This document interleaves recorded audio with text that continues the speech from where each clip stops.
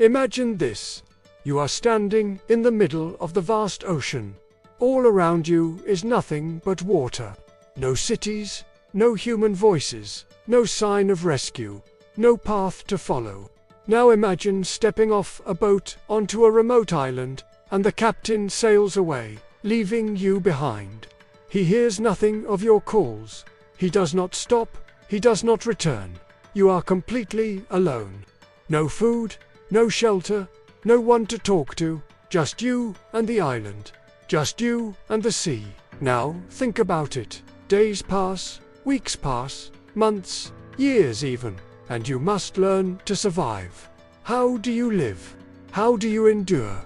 How do you adapt? How do you maintain hope?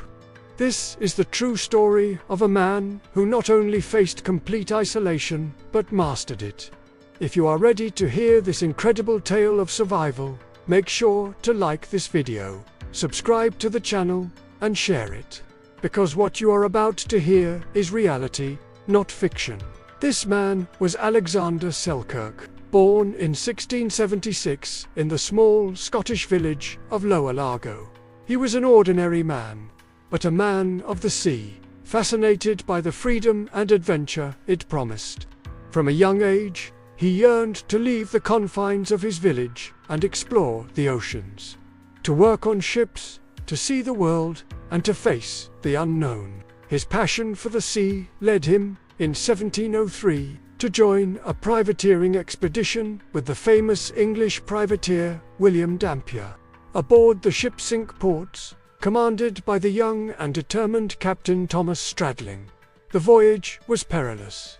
The ship was leaking, its timbers rotting, and storms battered it relentlessly. Selkirk repeatedly warned the captain that the ship was unsafe, that the voyage could end in disaster, but Stradling dismissed his concerns. Tensions escalated, and one day, when the ship reached the island of Msa Tiara, Selkirk made a life-altering decision.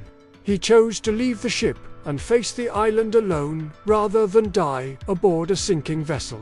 The captain agreed, and Alexander Selkirk stepped onto the shore, carrying only what he could manage: a musket, some gunpowder and bullets, a hatchet, a knife, a cooking pot, a few clothes, a blanket, and a Bible.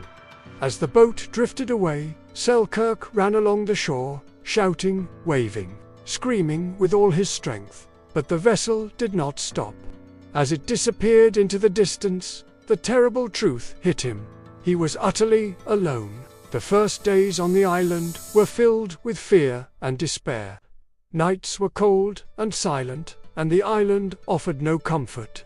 The wind rustled through the trees, the waves crashed on the rocks, and occasional sounds from wild animals were the only indication of life around him. Hunger and thirst were constant threats. Water was the first problem to solve. There were no streams, no clear sources, only the rain that fell intermittently. Selkirk quickly learned to collect rainwater using leaves, shells, and natural hollows in rocks, knowing that every single drop could mean the difference between life and death. Food was the next challenge. Hunger sharpened his instincts. He observed crabs scuttling among the stones, birds foraging along the shoreline, and small animals in the underbrush. Anything edible became sustenance, and anything that could be hunted or trapped, he learned to capture. His instincts changed. Survival became more important than taste or comfort. Fire became his greatest ally. Countless attempts failed at first, burning his hands and breaking his tools, but finally, a spark caught. The small flame brought warmth, safety, cooked food, and a sense of control over his environment. Fear never fully disappeared, but it became manageable. Days turned into weeks, weeks into months, and months into years. Selkirk's life became a rhythm. Sunrise, survival, sunset, sleep, repeat. He built shelters from branches and leaves, crafted clothing from animal skins, and domesticated some of the wild goats on the island for milk and meat. He named his surroundings, created routines, and spoke to himself to maintain sanity. The Bible became a companion and a source of guidance, and he memorized verses to strengthen his spirit in moments of despair. The island was not without dangers. Sea lions dominated the beaches during mating season, forcing him to move inland. Rats and insects invaded his shelters, biting and gnawing at anything they could. He faced injuries from falls and sharp rocks, sickness from infections, and violent storms that tore at his fragile constructions. Yet he endured. He adapted. His mind and body became sharper, stronger, and more alert. Years passed in isolation. Time lost meaning. The man who had once been a sailor slowly transformed into someone shaped entirely by survival, by instinct, and by the constant challenges of the island. He had mastered the environment, understood its rhythms, and learned to extract everything necessary to live from it. Yet the longing for human contact never left. He spoke aloud to hear a human voice, replayed conversations from the past, and clung to memories of his life before isolation. Then, one day, the impossible happened.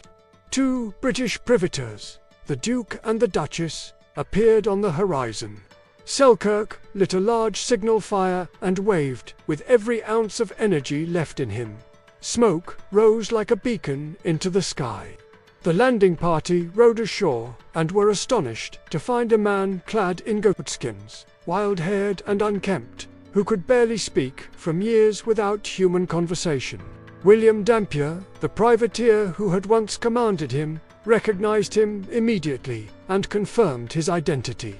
Selkirk finally felt the relief of human contact, of rescue, of survival against all odds.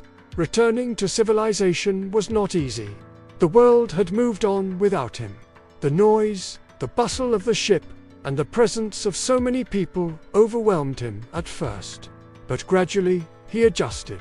His skills, honed over years of solitude, became invaluable. He helped capture valuable cargo and treasures, his knowledge of navigation and survival proving critical in numerous expeditions. In 1711, he returned to England, alive, wealthy, and celebrated for his extraordinary ordeal.